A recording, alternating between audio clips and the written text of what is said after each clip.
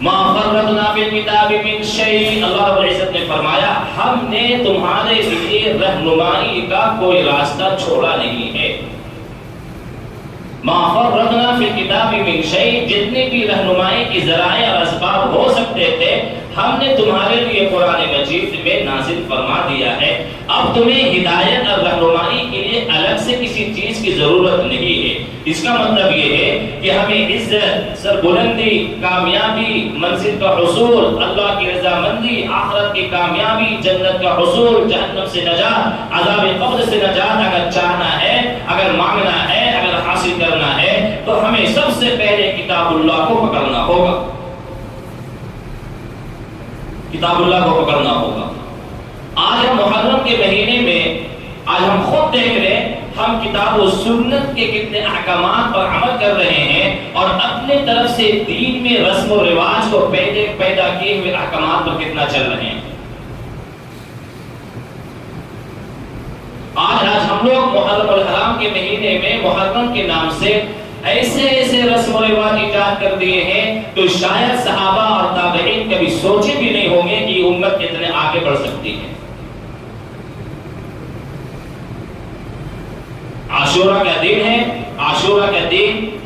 موسیٰ علیہ السلام اور بنی اسرائیل کو اللہ رب العزت نے 10 محرم الحرام کو نجات عطا فرمائی تھی فرعون کے ظلم و استبداد سے۔ عاشورہ کے دن بڑی خوشی کے دن تھی بنی اسرائیل کے لیے، موسیٰ علیہ السلام کے لیے بڑی خوشی کا دن تھا یہ، اور اس خوشی میں خود اللہ کے رسول صلی اللہ علیہ وسلم شریک بھی ہوئے ہیں، چونکہ بنی اسرائیل یہودی اس دن ان لوگوں کو ظلم، اور کیسا ظلم اسرائیل پر کرتا ہے فرعون۔ اس ظلم سے جب نجات ملی ہوگی بنی اسرائیل کو تو کتنی خوشی ہوئی ہوگی۔ اس خوشی میں عاشورہ کے دن وہ لوگ روزہ رکھتے تھے، یہودی لوگ۔ اللہ کے رسول صلی اللہ علیہ وسلم نے جب دیکھا کہ عاشورہ کے دن اللہ کے رسول کا اہتمام تھا، ہجرت سے پہلے بھی 10 محرم الحرام، چونکہ 10 محرم الحرام کو بڑے بڑے اہم عبادات، کام اور امور انجام ہوئے ہیں۔ کہا جاتا ہے کہ آدم علیہ السلام کی توبہ بھی قبول ہوئی 10 محرم الحرام کو۔ عیسیٰ علیہ السلام کو زمین سے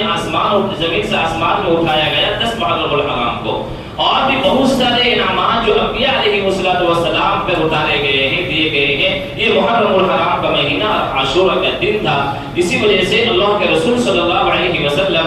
مکے میں جب تک رہے عاشورہ کا دن روزہ رکھتے تھے،